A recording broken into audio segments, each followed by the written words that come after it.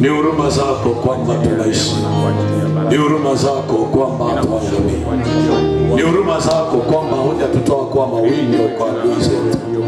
Ni huruma zako kwamba unajua mahali umetutoa haikuwa kazi nyepesi. Yule mama kuokoka kwa nguvu zake mwenyewe, yule dada kwa nguvu zake mwenyewe, yule kijana kwa nguvu zake mwenyewe, ila ni kwa huruma zako zilizokuu na za ajabu. Asante kwa muujiza kwamba umetupa neema tena watoto wako kujihudhurisha kwenye hii madhabahu. Tunasimama kwa shukrani na zaidi tunasimama kwa toba. Tunaomba Mungu wetu neema yako itufunike, tuhurumie, tulinde, tutunze, tupe nguvu ya kustahimili yale yote ambayo Bwana yako mbele yetu, na utujalie neema tukawe na nuru ambayo imebeba utukufu wa jina lako. Maana umesema duniani mnayo dhiki, lakini jipeni moyo. Na sisi kwa kuwa umetupa hii neema ya kuwa hapa, tunakuhitaji wewe na nguvu zako, tunahitaji baraka zako, tunahitaji neema na wingu lako la utukufu likatufunike. Tutenge mbali na kila udhaifu, tutenge mbali na kila laana, tutenge mbali na kila roho za mauti. Tunaposimama hii madhabahu, tunasimama kwa shukrani na zaidi tunasimama kwa toba, kwa sababu tunajua kabisa pasipo wewe tusingeweza kuwa hapa. Nasi tunajua tumekosa katika kuwaza, tumekosa katika kunena, tumekosa na katika kutenda. Tunaomba neema yako itufunike ili kuketi kwetu hapa ikawe ni kwa faida wala si kwa hasara. Ni katika jina la Yesu Kristo wa Nazareti tunaomba neema kwa ajili yetu, tunaomba neema kwa ajili atakaofuata, tunaomba neema kwa ajili anayetufuatilia kwa njia ya mtandao, tunaomba neema kwa ajili ya kila mmoja ambaye Bwana ametenga muda huu ili kusikia neno la maarifa atakalokusaidia kuvuka kwenye vizuizi mbalimbali ambavyo adui ameviweka. Tujalie neema kuwa na nguvu kuliko watesi, tujalie neema kuwa na nguvu za Roho Mtakatifu wako. Tutenge mbali na kila udhaifu na ukatupe neema ya kutembea sawa sana vile Mungu umetukusudia. Utukufu na heshima ni vya kwako. Kwa Kristo Yesu tumeomba na kukushukuru. Amen. Amen. Mungu akubariki na mbokae. Tunamshukuru Mungu kwa neema ambayo ametupa kupata tena nafasi ya jioni ya leo. Somo letu tunaloendelea nalo ni umuhimu wa kuruhusu nguvu ya Mungu ishughulikie udhaifu ulio nao. Udhaifu ulio nao. Na tulisema jambo muhimu ni kujijua kwamba wewe ni dhaifu na unahitaji nguvu ya Mungu ishughulikie udhaifu uko nao. Kila wakati tunapokwenda hospitali, tunapopata dawa ni kwa ajili ya kushughulikia udhaifu ulioko ndani ya mwili. Kwa hiyo usipokunywa dawa hautapata msaada wa zile dawa. Kwa hiyo usiporuhusu nguvu ya Mungu kuingia ndani yako, hautashughulikia kwa namna nyingine ile nguvu ya udhaifu iliyoko ndani yako. Lakini tulisema ruhusu nguvu ya Mungu ishughulikie historia, udhaifu uliomo, uliobeba historia ya kifo ndani ya ukoo au familia. Na tulisema yako magonjwa ambayo ndani ya familia yana historia ya kuua. Mtu akiugua huo ugonjwa kwenye familia haponi, na umekuwa wa kihistoria.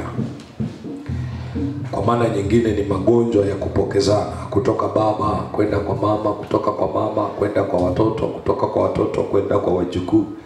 Unaona ni ugonjwa unaofanana. Wakati mwingine tulikuwa na dada mmoja, sijui kama Mungu akimpa neema siku moja ya kusimama hapa kutoa ushuhuda. Yeye alipata ndoto ya kuumwa usiku, na alipoamka asubuhi akaipuuza kama ndoto. Amekaa na ile ndoto kwa muda mrefu. Alikuja kutoa taarifa ya hiyo ndoto siku alipogundua kweli anaumwa, na amepima kwa madaktari akagundulika anaumwa. Kwa anakuja kutueleza haelewi ile shida imepita wapi, lakini ilianzia ndotoni. Tulipoingia kuomba, nguvu za giza zikalipuka, na tunamshukuru Mungu tuliomba mpaka akapona. Lakini tulichogundua, ugonjwa ule halikuwa jambo la kimwili, lilikuwa ni jambo la kiroho. Sasa moja kati ya vitu ulimwengu wa kiroho unavyovitaka kwako, uikubali hali. Amen. Amen. Ukisha kikubali kitu katika ulimwengu wa roho, uwe na hakika kinakuja kutokea kwenye ulimwengu wa mwili. Kwa sababu kitu muhimu ambacho ulimwengu wa roho unaangalia ni ruhusa yako. Kwa hiyo katika maisha ya imani, unapotaka nguvu ya Mungu ifanye kazi ndani yako, iruhusu. Sasa mambo machache nataka tuangalie hapa. Twende kwenye kitabu cha Luka mlango wa 4. Injili ya Luka mlango wa 4. Naomba nisome mstari wa kwanza hata ule wa pili. Unaweza kupata nafasi ukasoma mpaka mstari wa 30. Lakini mimi naomba nisome ile mstari miwili ya mwanzo. Injili ya Luka mlango wa 4 mstari wa kwanza hadi wa pili anasema, naye Yesu hali amejaa Roho Mtakatifu alirudi kutoka Yordani, akaongozwa na Roho muda wa siku 40 nyikani, akijaribiwa na Ibilisi. Na siku hizo alikuwa hali kitu, hata zilipotimia aliona njaa. Vitu viwili tunataka tuweze kuona hapa. Jambo la kwanza, linakupa picha kwamba Yesu hali amejaa Roho Mtakatifu. Kwa lugha nyingine, Yesu hali amejaa nguvu za kimungu. Anasema alirudi kutoka Yordani, akaongoza na Roho muda wa siku 40 nyikani. Angalia sentensi inayofuata kwenye mstari wa pili. Anasema akijaribiwa na Ibilisi. Kwa kwenye zile siku zote alizokuwa kule, alikuwa akijaribiwa na Ibilisi. Sasa kitu ambacho utakiona pale, kilichotangulia kikamsaidia kustahimili majaribu, ni nguvu ya Mungu iliyokuwa ndani yake. Bwana Yesu asifiwe. Ukisoma mistari inayofuata huko chini, utagundua moja kati ya jaribu tunaambiwa la njaa, ambalo ni kama jaribu la mwisho, kwa sababu kwenye mstari wa pili anasema akijaribiwa na Ibilisi. Wakati huo katika siku zile 40 akiwa nyikani akijaribiwa na Ibilisi, na siku hizo alikuwa hali kitu, hata zilipotimia aliona njaa. Amen. Kwa hili sio jaribu alilopewa Yesu, lilikuwa ni sehemu au ni moja kati ya majaribu aliyojaribiwa. Kwa mujibu wa mstari wa pili anaposema akijaribiwa na Ibilisi. Lakini nataka uweze kuona jaribu lilifuata baadaye, likamkuta anayejaribiwa amejaa nguvu za Mungu. Amen. Amen. Hatuhitaji kuitafuta nguvu ya Mungu tukiwa majaribuni. Tunahitaji kuitafuta nguvu ya Mungu kabla ya kuingia majaribuni. Amen. Amen. Bwana Yesu asifiwe. Sasa watu wengi tunahitaji nguvu ya Mungu tukiwa katikati ya vita. Kumbe nguvu ya Mungu ni maandalizi kabla ya kuingia vitani. Ukisoma maandiko, Daudi anamuuliza Bwana, utaenda pamoja nami vitani? Maana yake ushindi wa Daudi unamtegemea Mungu. Hamuombi Mungu akiwa vitani. Anamuomba Mungu kabla ya kwenda vitani. Kwa tunahitaji nguvu ya Mungu kabla ya kuingia majaribuni. Kwa hiyo saa uko kwenye majaribu, hawaelewi namna unavyostahimili. Kumbe wewe nguvu ya kupita kwenye hilo jaribu uliipata kabla ya jaribu, sio ndani ya jaribu. Amen. Okay, tujaribu tena. Nimeambia mara kadhaa, kama uliwahi kuchunga mbuzi kweli, hakuna mtu atakusumbua kwenye maisha, maana wewe ulishasumbuliwa kitambo. Maana mbuzi ni wasumbufu. Kama kuna mnyama unaweza kama unachunga huku nalia, ni mbuzi. Haijalishi idadi, ni wasumbufu. Hata wakiwa wawili ni wasumbufu, hata akiwa mmoja ni msumbufu, wakiwa 10 ndio usiseme. Sasa fikiri habari ya wanaochunga mbuzi 50. Kama uliwahi kuchunga mifugo, ng'ombe, mbuzi, wale wanyama wa kufugwa wa kuchunga, kuna kausumbufu wanako. Lakini si wao tu, hata wale ulikuwa unachunga nao walikuwa wanakutuma sana wewe kurudisha ng'ombe, na ukikataa unapigwa. Kwa katabia kale kamekujengea uvumilivu. Kwa wewe utaishi na msumbufu yeyote, maana ulishawahi kusumbuliwa na mbuzi. Lakini kama uliwahi kuchunga kondoo, sio wasumbufu. Wewe na hakika kwenye uongozi utapata tabu, kwa sababu wewe umeshazoea na kukaa na vitu vinavyoongozeka. Mbuzi hawaongozeki. Ukiwachunga mbele, wanaacha barabara, wanaingia porini ili tu miba ikuchome. Ukiwafunga kamba, useme sasa hawa wanalazimishwa wanifuate. Ukishika kamba hivi, wanasimika miguu, hawataki kukufuata. Unatumia nguvu, vinasota kabisa, vinaburuza miguu chini, havitaki kukufuata. Lakini unavilazimisha mpaka vifike wapi? Kwenye malisho. Na vikifika kule, vinanyanyua kichwa, vinakula, vinakufurahia. Lakini vimekusumbua kuvifikisha pale. Vikishafika kwenye malisho, vinakuwa rafiki yako. Sasa moja kati ya kitu nasema, kama uliweza kustahimili masumbufu ya wanyama wa kufugwa, utakuwa umejenga uwezo wa kustahimili baadhi ya masumbufu ya watu. Wale waliokulia kwenye familia kama za kwetu, unapigwa hujakosa, na mama anakuja kugundua hujakosa baadaye, lakini umeshapigwa. Na ulipigwa na ukaambiwa kelele. Yote yale umevumilia. Kwa huku mtaani unajikuta kuna kuonewa, lakini wewe sio mpambanaji, maana ulishaonewaga kitambo. Wale wote wanaoelewa. Unajua huku mchini kuna mtoto anaweza kawa na umri fulani, bado unampulizia ugali. Unamega, unafanya twende kwetu. Mboga imetoka motoni na ugali umetoka motoni, vyote viko kwenye sufuria, na anaambiwa kule. Ukikata hivi katoa mkono, pale ulipotoa mwenzako ameuona, anatoa.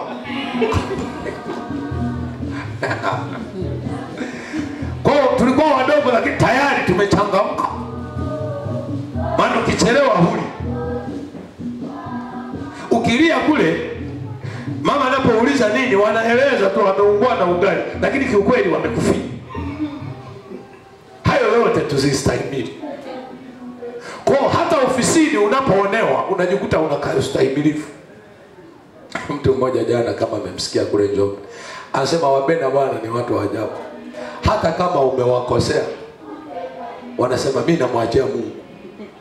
Sasa amesema safari hawajamwachia Mungu.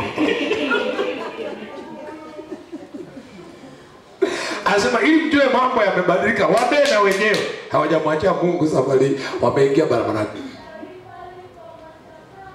Kitu gani kimetokea?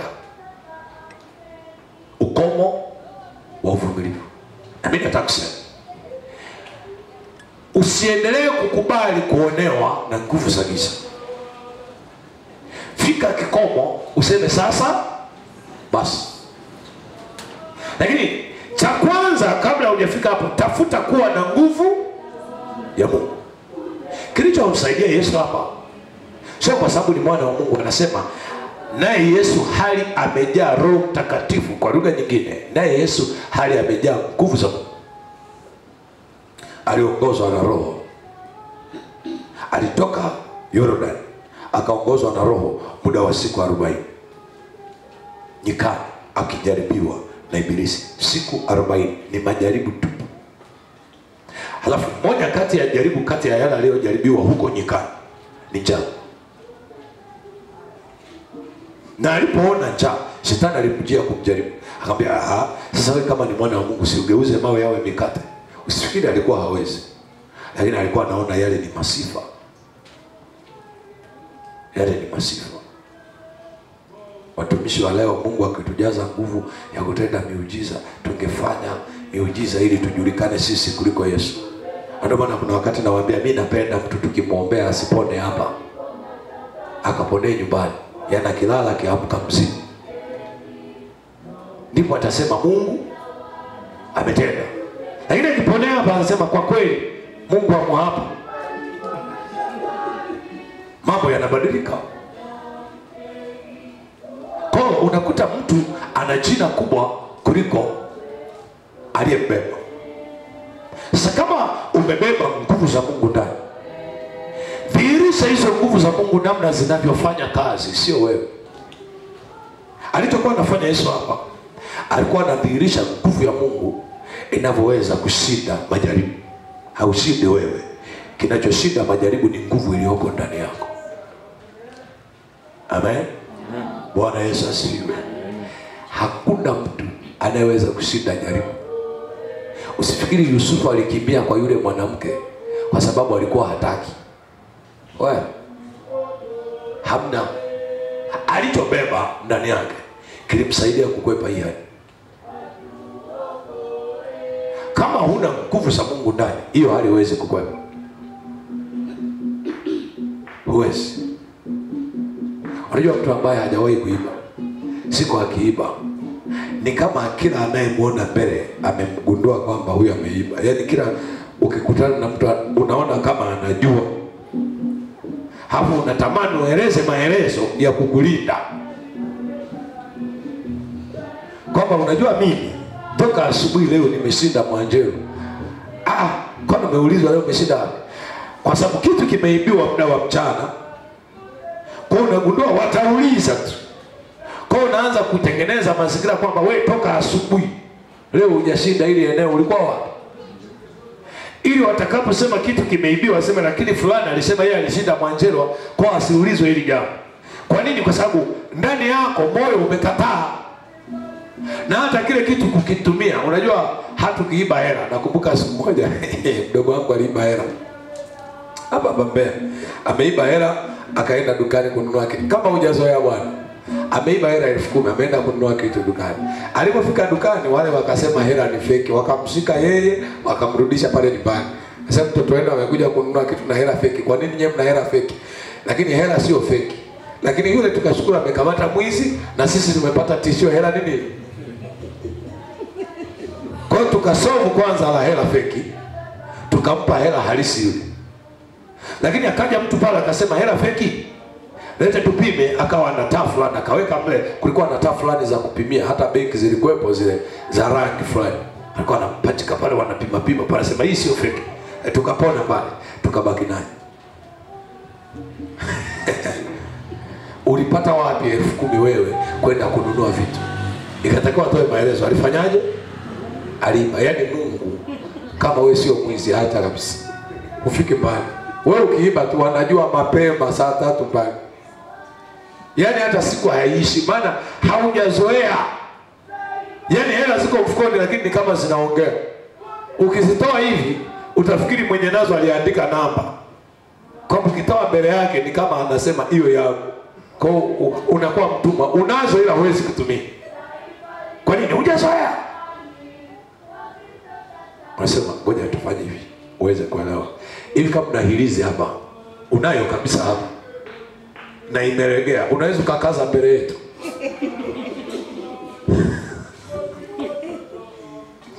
Sinatakiwa utoke taratibu. Kama ni mwanaume unajishika, kama umefunga hapa unajishika hivi kana kwamba ni mnyenyekevu, kumbe unaogopa isije kadondoke hapa.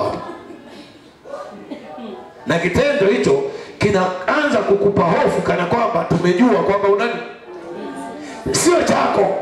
Niliwaambia hapa kuna mwanafunzi mmoja alikuja tumuombee, alikuwa na shida. Kila mtihani yeye mambo ni magumu.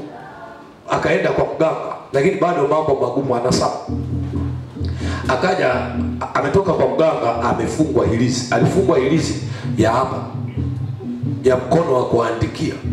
Kwamba yeye siku ya mtihani afunge kani. Akifika tu darasani majibu yote yani mkono utakuwa unateleza tu. Wewe watu wanadanga. Uteleza mkono. Umewahi kufa ganzi mkono? Unaweza kushika kitu. Akaja yule, akafanya mtihani ndo alifeli kabisa. Ndo akaamua kuja kanisani. Tunamuuliza wewe kwani ulipewa nini kwa mganga? Asema na hirizi. Akakunja t-shirt lake yule dada hapa amefunga kahirizi. Tukakafungua kale. Sasa mimi mwenyewe sasa ndio nataka kujifunza hirizi ikoje. Amefungwa kajiwe kagumu hapo, sijui aliokotwa ziwa Nyasa, kagumu kalaini kako mle. Unajua wanaosemaga tunachoma hirizi. Hirizi unaweza kufikiri wakati mwingine ni matambara tambara manyama nyama. Kuna wakati mwingine ni vitu vigumu hata kuchomeka havichomeki. Tukamwombea yule dada, wakapata nafasi ya kurudia mtihani, akafanikiwa. Ule mwaka uliobaki alikuwa ni muumini. Nafikiri hata kwao walishangaa kwamba mbona kwa tabia ya huyu sio Mkristo wa ibada, lakini alikuwa ni muumini kweli kweli. Kwa huyu anataka kusema siamshukuru mganga, maana angefanikiwa asingekuja kanisani. Nguvu iliyoko ndani yako ndio itaamua ufanikiwe au kwa. Bwana Yesu asifiwe. Sasa hii habari tunayosoma kwenye Injili ya Luka inazungumzia habari ya uweza wa kushinda majaribu kwa kuitumia nguvu iliyo ndani yako, sio iliyo nje. Huwezi kushinda majaribu kwa nguvu iliyoko nje. Hamna. Mamba ana nguvu akiwa kwenye maji. Akiwa nje ya maji hata wewe unaweza kumfukuza na fimbo. Kwa nini? Huku nje sio maisha yake. Lakini kwenye maji usijaribu kuweka mguu, maana ni eneo lake na yeye ambalo ana nguvu. Sasa swali langu, nguvu yako iko wapi? Yaani unapotaka kushinda vita vya kiroho unakuwa umesimama wapi? Una madhabahu, una mganga, unashindaje vita vya kiroho? Dada mmoja ameenda kwa mganga siku za hivi karibuni tu. Mganga amemwambia wewe nenda tu kanisani. Hapo yule dada akasema huyu mganga hana nguvu. Akaenda kwa mganga mwingine. Mganga amemwambia wewe nenda. Yeye ameenda kwa mganga mwingine. Wakampiga hela. Apigwa hela hajafanikiwa. Ameenda kwa mganga mwingine amepigwa hela hajafanikiwa. Akaanza kumkumbuka mganga. Sasa ngoja tu nirudi kanisani alikosema yule mganga wa kule, yule atakuwa mkweli. Akarudi kanisani. Tumekuja kuomba hapa, vitu vimefunguka. Hakutuambia kwamba alikuwa kwa mganga. Alituambia wakati amefunguliwa. Sasa mnajua siku ile nilipokuja hapa nilikuwa nimetoka kwa mganga. Ilikuwa sasa. Huyu mganga nilienda ni watatu. Niliendaga mganga wa kwanza aliniambia niende kanisani. Mimi nilibadilisha mganga. Sikufanikiwa, nikaenda kwa mganga mwingine, sikufanikiwa. Nikaamua nitumie mawazo ya mganga wa kwanza kuja wapi? Haya tuwaulize yule alikuwa kweli muongo. Kona wao wanabahatisha. Moja kati ya vitu ninawaambia, na hili ni kibiblia, wale wanaosoma Biblia, Wakati yule mwanamke alikuwa ameenda, yule Sauli alikuwa ameenda kwa mganga yule mwanamke, Biblia inasema yule mganga alichokifanya, alipandisha pepo. Alipopandisha pepo, alianza kumwambia Sauli udhaifu wake. Ukisoma ndani ya Biblia unaona wakati Paulo ameenda kumwombea yule mwanamke aliyekuwa na pepo la utambuzi, walikasirika hawa, kwa sababu walichokuwa wanakifanya wao, akija mgonjwa wanapandisha pepo kwa huyu mama, ile pepo linaanza kutamka madhaifu alionayo, halafu yule anatoa fedha, hawa wanapata utajiri. Yesu alipomkemea, Paulo alipomkemea yule pepo akatoka, hawa walikasirika. Kwa nini? Kwa sababu mtu ni yule yule. Paulo alikemea nguvu iliyokuwa inatenda kazi ndani yake. Si kitu ambacho unaweza kupambana na watu kwenye familia. Ugomvi ni kila siku. Usichojua, haushughulikii nguvu inayotenda kazi ndani yake, unashughulikia matokeo ya nguvu inayotenda kazi ndani yake. Kama ni mtoto, utapiga babu na unawaambia watu, mimi mtoto nitakuja kuua. Wewe unapiga mwili. Wewe subiri siku moja hapa mtu alipuke pepo, hafu tutume fimbo. Hafu tuwaambie, mkituuliza mbona mnamchapa, tunasema hapana, hatumchapi yeye, tunachapa pepo. Hivi pepo likitoka, huyu ni mgonjwa, ni mzima. Fimbo zimelala huko, zimetuna, ziko hivi, mnasema mnachapa pepo. Tunahitaji nguvu ya Mungu ishughulike na utawala wa nguvu nyingine ulioko ndani yake. Kwa kabla hujaanza kupambana na mtu kimwili, tafuta kujua nguvu inayofanya kazi ndani yake, inayoleta huu usumbufu. Tunaposema watu tuombeane au tumuombee, kwa lugha nyingine, turuhusu nguvu ya Mungu ndani yake ikaondoe ile nguvu inayompa msukumo wa kufanya anayofanya. Bwana Yesu asifiwe. Bwana Yesu asifiwe. Kwa hiyo katika kuruhusu nguvu ya Mungu iliyopo ndani yako ifanye kazi, tafuta ujazo wa Roho Mtakatifu, kwa sababu Roho Mtakatifu ndio atakayekupa nguvu. Huna Roho Mtakatifu huwezi kuwa na nguvu za kiroho. Nimetoa mfano mara kadhaa. Hata kama una simu, unajua hapo nje kuna gari, kama hamna betri, hizo gari zetu za umeme, kama hamna betri inalala hapo, kwa sababu haina betri, huwezi kuwasha. Kwa hiyo kama huna Roho Mtakatifu, tafsiri yake huna kitu kinachotunza nguvu ya Mungu ndani yako.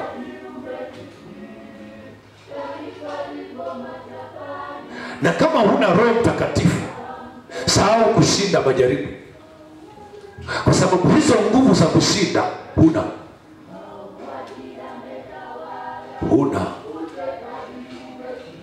Wewe mtu ambaye ni mgonjwa, amelazwa kwenye wodi ya wagonjwa mahututi, ametoka, unamwambia abebe maji lita 10 siku hiyo hiyo, anaweza? Mwili umepoteza ni nguvu.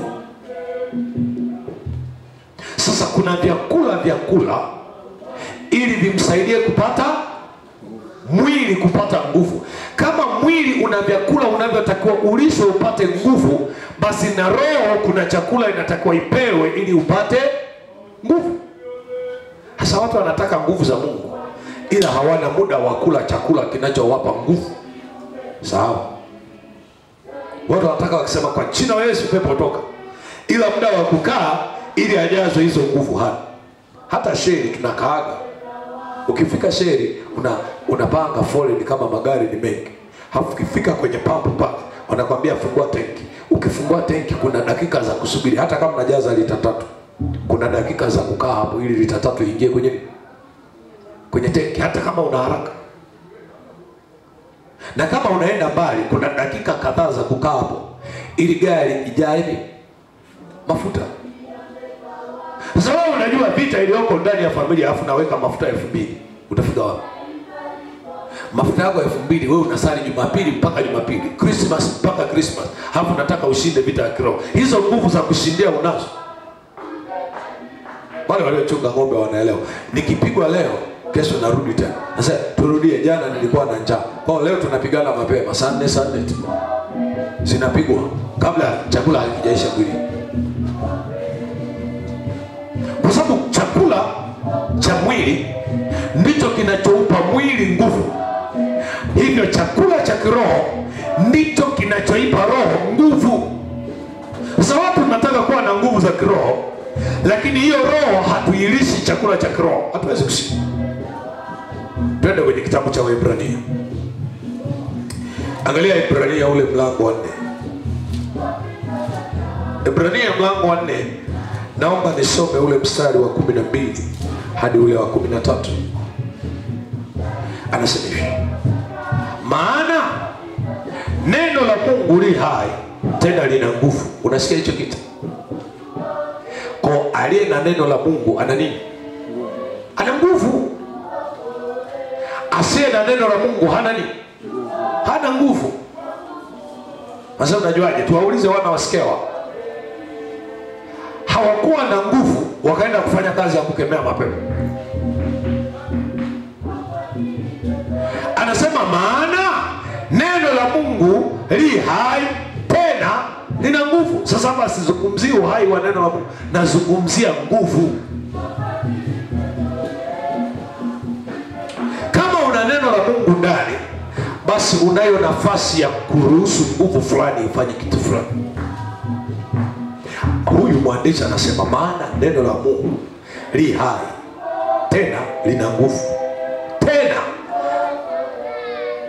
anasema lina ukali kuliko upanga wao wote ukatao kuwili, tena la choma hata kuzigawanya nafsi na roho na viungo na mafuta yaliyomo ndani yake, tena lijepesi kuyatambua mawazo na makusudi ya moyo.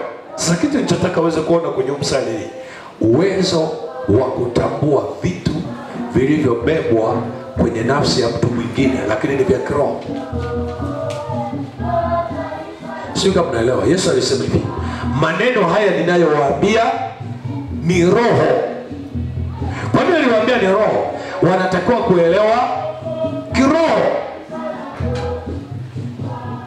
Aliwaambia huu ndio mwili wangu unaotolewa kwa ajili yenu, twaeni mle. Akasema na hii ndio damu yangu inayomwagika kwa ajili yenu kwa ondoleo la dhambi, twaeni mle. Wale wakakaa pembeni na sawa, wewe hivi nini anaweza kula mwili? Anawezaje kutupa mwili wake tule na damu yake tu? Yesu akagundua yale mawazo, akamwambia maneno haya ninayowaambia ni roho. Kwa haki anachokizungumza hapa kwenye Waebrania, anazungumzia nguvu sio za kimwili, anazungumzia nguvu za kiroho. Kama unataka kushinda vita vya kiroho, tafuta kuwa na nguvu za kiroho. Huna nguvu za kiroho, vita ya kiroho huwezi kushinda. Huwezi kuwa unataka kwenda Arusha kutoka Mbeya, hafu unajaza mafuta 30,000. Unaenda hapo. Wewe unaenda Uyole. Lakini kama unaenda Mbeya, kama unaenda Arusha, kama unaenda Mwanza, gari lazima ikae sheli dakika kadhaa. Na wenzangu na mimi wale tunatikisa hata kidogo, angalau mafuta acheze mle kwenye tenki, angalau upate nafasi udundulize. Na ukitoka hapa kama unaenda Arusha, unajaribu kucheki uwezo wa tenki lako. Kama linakufikisha Dodoma, utajaza Dodoma. Kama una tenki kama la gari yangu, manake Iringa unaweka tena. Ukitoka Iringa unaenda kuweka tena Dodoma. Ukitoka Dodoma, yani utakuwa na vituo vya kuweka mafuta njiani. Lengo ufika wapi? Arusha. Wewe unataka kushinda majaribu, ndio. Mafuta ulioweka Januari, jaribu lako ni la mwezi wa 7. Hapa katikati pote unatembea tu. Una tenki kubwa kiasi gani? La kiroho. Wewe una tenki kubwa kiasi gani? Umetunza nguvu za Mungu toka Januari mpaka wa 6 ili zikusaidie mwezi wa 7. Wewe tuna vibunga vingi. Tumetoka tu Jumapili hapa, tumesikia neno la Bwana, hata tu pale lami hatujafika. Kuna mtu ameshatukwaza hapa. Mbwa ametubwekea na mwenye mbwa hajamkemea. Tumeshakwazika tayari. Yaani huyu naye utafika wewe na hizo nguvu Jumapili. Na umeshamshaolea mtu. Na Biblia inasema usimshaolee. Yaani huyu naye umeshapoteza kitu fulani. Mpaka miezi 6 utakuwa na nguvu. Nani anayechemsha maji yanakuwa yamechemka nyuzi joto 100. Hafu kaweka hapo, amka kesho asubuhi kakuta bado ni ya moto. Nani? Uweke kwenye sufuria uyakute ni ya moto? Hakuna. Na ndio maana ukitaka supu isipoe, wale waliouza supu ya makongoro, unaelewa? Yaani ile supu hata kama imeiva lakini haiondolewi kwenye moto. Inaweza kawa ya mgando. Ukija unaona ya mgando. Haivutii tena, maana mafuta yamefanyaje? Yameganda. Kwa kwenye moto haiondoki. Usiondoke kwenye moto wa madhabahu. Amen. Bwana Yesu asifiwe. Okay. Supu ya kuku au supu ya ng'ombe ikiwa ya moto, nzi atakuja? Haji. Kwa sababu ule mvuke unaotoka hapa, nzi wanakaa mbali.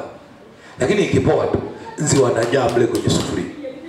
Hata wakikwambia hii supu ni 3,000 yote, una maana ukichungulia hivi, nzi wamejaa mle kwenye makongoro mle, wamejaa kama 50 kongoro moja. Una hamu ya kula? Unayasifia makongoro, lakini nzi wakiingia hayana hamu. Unaweza kawa mtu mzuri sana kanisani, lakini kama shetani akisha tengeneza makao kwako, thamani inapotea. Sasa nguvu ya Mungu iliyoko ndani yako inamnyima shetani kukaa. Sio kuja, kukaa. Kwa nini? Hana mahali pa kukaa. Leo nikuambia wakati fulani shemeji yangu alisafiri hapa kwenda Ikonda na yale magari ya Ikonda. Kumbe mahali amekaa alikuwa na mguu mmoja umepoza. Kumbe mahali amekaa injini huwa inapata moto, inaleta moto kwenye lile bati. Kwa ule mguu alipounyosha pale ukao unaungua na yeye hana habari. Kwa amefika Ikonda mguu umenasa. Umeungua mpaka umenasa. Hii nyama ya hapa yote imeungua. Kwa walipobandua ule mguu ikatakiwa wakate, maana hausikii, kwa hawezi kupona. Kama upo kanisani, yani wewe huna uwezo wa kuhisi nguvu za giza, hauhisi nguvu za Mungu, wewe ni nani? Wewe ni nani?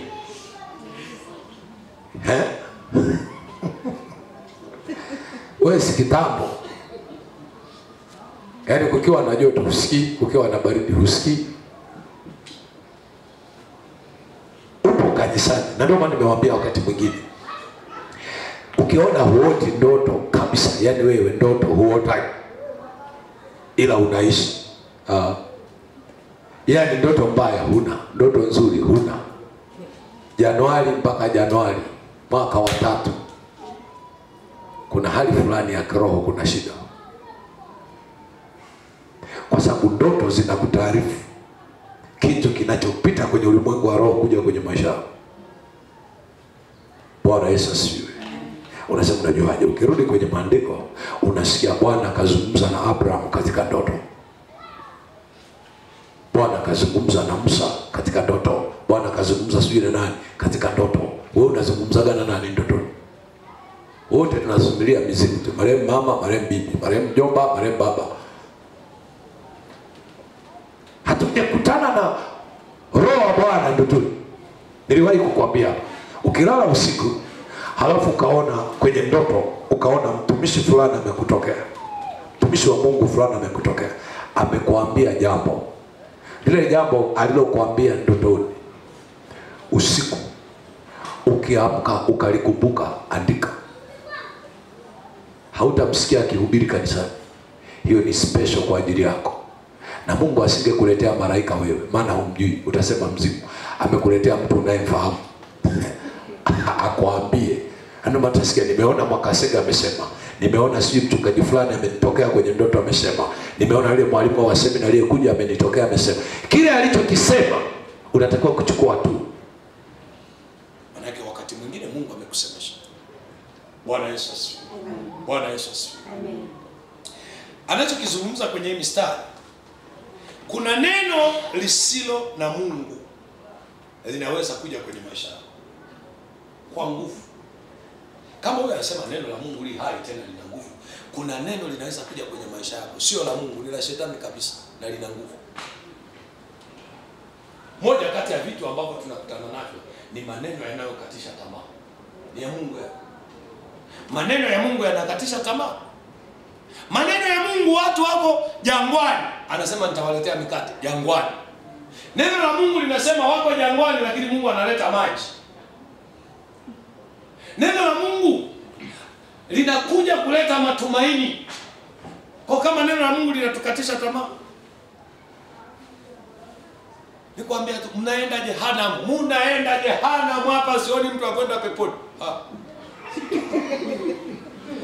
Sasa wasema yani, mimi nimeokoka mwaka 73 mpaka leo.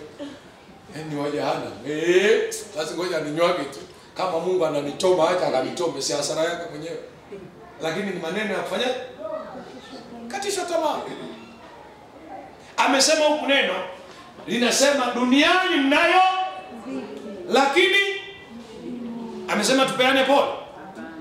Amesema jamaa, duniani mnayo ziki, jipeni pole. Amesema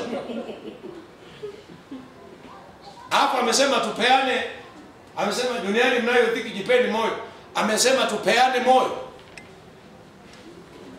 Unajipa mwenyewe. Wamekununia na tunasema Mungu bado ananipenda.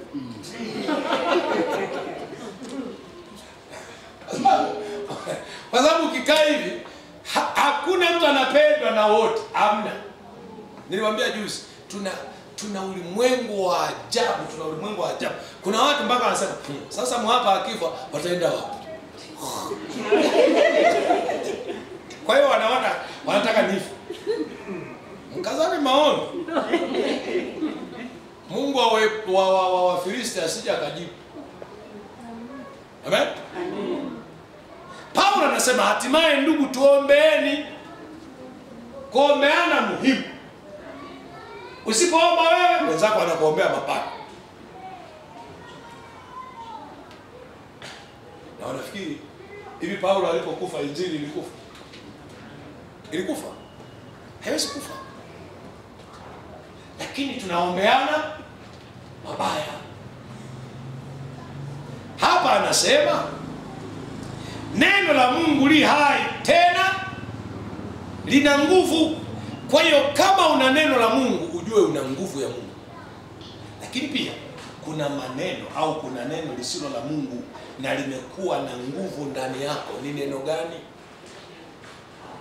Kuna neno unalo, umelisikia, sio la Mungu na lina nguvu ndani yako na linakutafuna kila siku. Hata wahubiri vipi, lakini wewe lile neno linapiga kelele, lakini hata hivyo alishasema mbinguni uende. Niliwahi kumsikia mtumishi mmoja akihubiri anasema, ukimwambia mke wako hata hivi nilikuoa kwa bahati mbaya, hata ulete kikoi, hata ulete wax, anajua mimi ni wa bahati mbaya. Hata ulete viatu vya maana, anaona yeye ni wa bahati mbaya. Hata umtambulishe kwa watu, huyu ndo my wife, sakafu ya moyo, anasema kwa bahati mbaya. Yaani kaneno ni kadogo, lakini kana nguvu ndani ya huyo mtu. Jamaa tunaambiwa unajua maneno madogo madogo yale ndio yana mauzi. Sio makubwa. Wale walioko kwenye ndoa yanayoleta mauzi ni makubwa. Kwamba mtu amekula ng'ombe yote. Hamna. Amekula kuku yote. Mlikula jana mnarudi leo nakuta figiri wewe. Sasa ina maana nyama ya jana ilisha. Iliisha. Asubuhi tulipoamka tulinywa chai, mchana tulikula. Unanuna.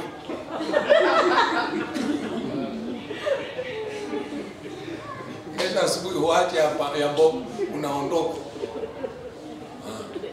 Wakipiga simu anasema, mimi ndo akununua kuku mlage yenyewe. Ndio maana mimi nakonda. Lakini haya maneno yote yamesababisha na ulaji wa jana. Sio vitu vikubwa, ni vitu vidogo vidogo. Usipuuze maneno madogo madogo, yanaua imani. Maneno madogo madogo yanaua imani. Sasa kama wewe umetokea kwenye familia ambayo haina mdomo, usiombe ajira, maana hamna mahali, hamna maneno. Ukienda na suti leo na kesho kavaa nyingine, unasikia hey, naona atavaa sana suti mwaka huu. Ukirudia kesho kutasikia tayari ameanza kurudia. Jamani, tulisema hafiki mbali. Yale maneno yote anakufikia, unaanza kutembea kama kakondoo mbele yao. Wamekuchapa na nini? Maneno madogo madogo yanakondesha moyo, yanaua ujasiri. Hata kama ni muombaji, ukiwa kanisani, maneno nayo yasikia. Ndio maana niliwaambia kuna wakati fulani ukija kanisani, ukikutana na watu watatu wanne hivi mkapiga story, kuna kaneno atakwambia hapo nje. Sasa muda umeisha, inatakiwa mwingie. Muda wote wa ibada hapo wewe unatafakari kale kana nguvu huko. Hata ukimaliza ibada baada ya kucheua, unajua Biblia inasema tukitoka tunacheua kama ng'ombe. Unajua ng'ombe anakula majani, hapa analala. Akilala unasikia ule mdomo unacheza. Anacheua hapa anatafuna tena. Na sisi ni hivyo. Tukitafakari neno hapa, tukitoka sio maana yake basi mpaka kesho. Kila mmoja anaenda, ukitoka nje unatuishwa lingine. Yaani ile la ndani linanyamaza, kale ulikosikia kanatuishwa. Kanakuwa na nguvu ndani. Kwa hiyo unarudi nyumbani, hata kama usiposoma Biblia, maana yake wewe huna neno tena la kuingia kuomba. Kale kaneno ulikosikia kana nguvu. Mpaka unaingia kwenye maombi, unaomba Baba katika jina la Yesu. Mungu uliye hai. Kitu gani kimetokea? Kale kaneno ulikosikia kana nguvu, kana kula mpaka msimamo wa imani yako. Bwana Yesu asifiwe. Naomba usimame. Mwambie Mungu, nijalie neema. Neno lako liwe na nguvu ndani yangu. Nijalie neema, neno lako liwe na nguvu ndani yangu. Ili niwezeshe kushinda majaribu. Kilichomsaidia Yesu kushinda majaribu ni neno la Mungu lilokuwa ndani yake. Shetani anasema imeandikwa, naye anasema imeandikwa. Alikuwa na neno. Wewe unaenda mbele za shetani unasema kama alivyosema mchungaji. Ushindi vita. Ushindi vita. Tambulisha neno. Ukisoma kwenye Ufunuo anasema nao wakamshinda kwa damu ya mwana kondoo na kwa neno la ushuhuda. Mwambie Mungu, unipe neema kuwa na nguvu ya neno lako. Hatuwezi kukaa hapa kila siku asubuhi jioni hafu hatuna nguvu ya neno. Hafu maneno madogo madogo yanaua imani. Sisi ni dampo lisilojaa. Umewahi kusikia dampo la Uyole limejaa? Wanasema msilete takataka. Hamna. Lile lipo kitambo. Lipo kule. Takataka zinaenda kila siku, zinaenda kila siku. Halijai. Usijazwe maneno yanayoua.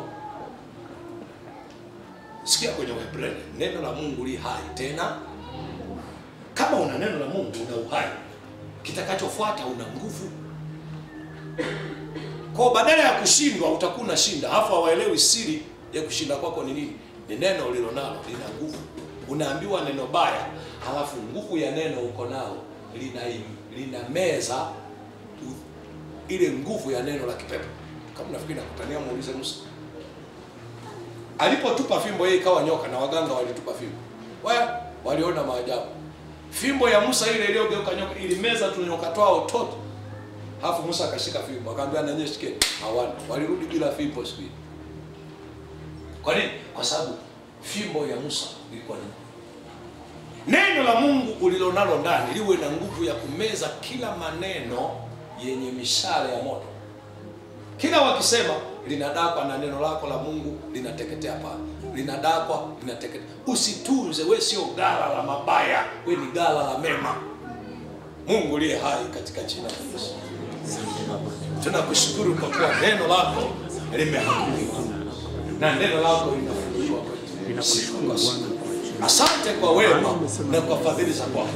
Mungu uliyetupa asubuhi, ndio uliyetupa mchana, na ndio uliyetupa jioni. Tunakusihi neno lako likawe na nguvu ndani yetu, ili tupatie uwezo wa kushinda vita katika ulimwengu wa roho. Kwa sababu tumishi wako anaandika kwenye Waebrania ya kwamba neno la Mungu li hai tena lina nguvu. Na sisi tunahitaji uhai wa neno lako ndani yetu, lakini pia tunahitaji nguvu ya neno lako ndani yetu. Huyo mama anashindwa kwa sababu ya maneno anayotamkiwa, kwa sababu ndani yake kuna nguvu haimo. Huyo baba anashindwa kwa sababu ya maneno anayotamkiwa, kwa sababu ndani yake hana neno lako lenye nguvu.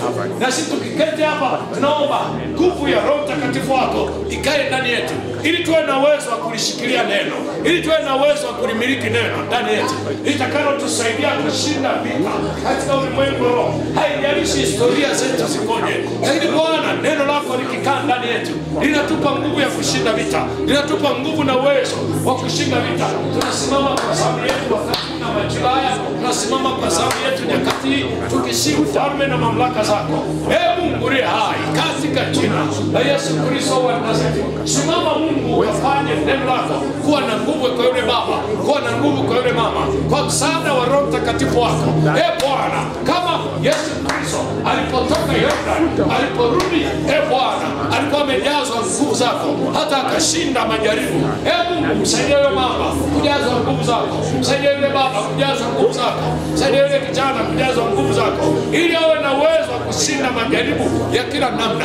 Nami ninakusihi Mungu aliye hai, nami ninakusihi Mungu aliye hai, majaribu ya kila namna, majaribu ya kila namna, majaribu ya kila namna, majaribu ya kila namna yaliyojipanga kuja kwa huyo mama, yaliyojipanga kuja kwa huyo baba, msaidie kuwa na nguvu ya neno, ili saa atakapokuja aweze kushinda, ili saa atakapomkaribia aweze kushinda. Wewe umesema nikaribieni mimi nami nitawakaribia ninyi. Tumekukaribia jioni ya leo na tumelisikia neno lako, likafanyike nguvu ndani yetu, likafanyike nguvu ndani ya kanisa, likafanyike nguvu ndani ya familia, likafanyike nguvu kwenye mifumo ya maisha, na kila mmoja akaseme nimemuona Bwana, na kila mmoja akawe na wimbo mpya katikati ya familia zetu. Tunakutaka wewe na nguvu zako, tunakuhitaji wewe na nguvu zako, ni katika jina la Yesu Kristo wa Nazareti. Na ijulikane kwamba wewe ni Mungu, na ijulikane kwamba wewe ni Mungu. Heshima ya jina lako isipuuzwe na mwanadamu awaye yote.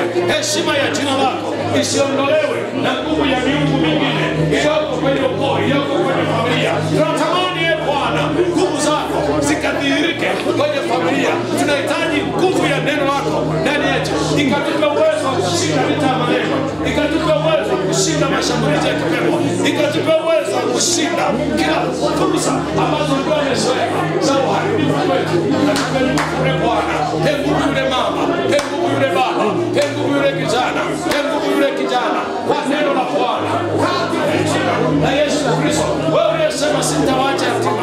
Huyo mama kaone uyatima huko, huyo baba kaone uyatima huko, huyo kijana kaone uyatima huko. Yeyote aliyekanyaga hivi kila mtangazia baraka, utaufu na unyaufu visistawi ndani yake, akawe na wimbo mpya, akawe na wimbo mpya, akawe na wimbo mpya, akawe na wimbo mpya, kwa neno la Bwana, kwa neno la Bwana, kwa neno la Bwana, kwa neno la Bwana, katika jina la Yesu Kristo wa Nazareti, katika jina la Yesu Kristo wa Nazareti, katika jina la Yesu Kristo wa Nazareti. Ninaangusha kila mawazo mabaya, ninaangusha kila falme na mamlaka za giza, ninatengua kila mitego ya kiungo, ninatengua kila kanuni za kishirikina zilizowekwa ili kukamata familia. Bwana, maana tunajua ya kwamba neno lako limesema umeteka kwa maneno ya kinywa chako, nasi tunatamkama kama kuna neno lilitoka kwenye vinywa vyetu hata akapata uhalali, tunalibatilisha hilo neno, tunaruhusu neno lako lenye nguvu, neno lako lenye uweza, neno lako lenye mafuta mabichi likatawale mioyo yetu, likatupe nguvu ya kushinda vita ya kila namna, vita ya maneno, vita ya kwenye familia, vita za miungu, vita zilizokaa kwenye mifumo. Baba, kwa mamlaka ya jina la Yesu, ninatangaza huyo mama akawe na wimbo mpya, huyo baba akawe na wimbo mpya, huyo kijana akawe na wimbo mpya, huyo mama Bwana, familia yake ikakumbukwe na wewe. Wengine wote wanaweza kunyamaza, lakini naomba hivi sinyamaze.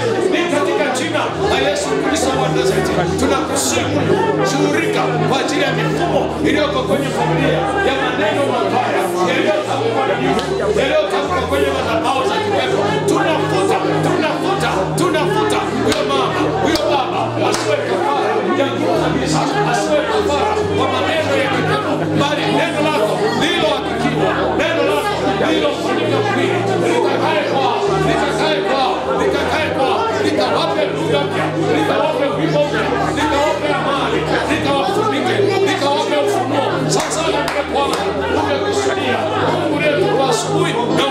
jioni na tunaona usiku unaingia. Baba utulinde, nami naomba kwa ajili ya watu hawa walindwe na nguvu zako, ukatuhifadhi, ukatulinde na kututunza. Ni katika jina la Yesu Kristo wa Nazareti. Heshima na utukufu vikurudie wewe. Sadaka ya muda wao ikakumbukwe, na sadaka tulizoshika kwenye mikono yetu zikawe dhabihu iliyo hai. Kwa Kristo Yesu tupe neema ya kukutana tena kwenye hii madhabahu siku ya kesho, tukiwa tumelindwa na nguvu zako usiku kucha, tangu sasa na hata milele. Kwa Kristo Yesu tumeomba na kukushukuru. Amen. Mungu akubariki, Mungu akulinde. Kama umejiandaa kwa sadaka, karibu kwa sadaka yako. Nikukumbushe kesho asubuhi saa 12 tutakuwa hapa. Nakumbuka kesho ni siku ya Jumamosi na Jumapili tutakuwa na sikukuu ya watoto. Bwana Yesu asifiwe. Lakini pia kumbuka kwamba Mungu akitupa neema tutaabudu pamoja na Askofu Asher ambaye ndiye askofu wetu kutoka kule Iringa. Ataabudu pamoja nasi na ikimpendeza Mungu ataingia kesho. Bwana Yesu asifiwe. Mungu awabariki na watakie maandalizi mema.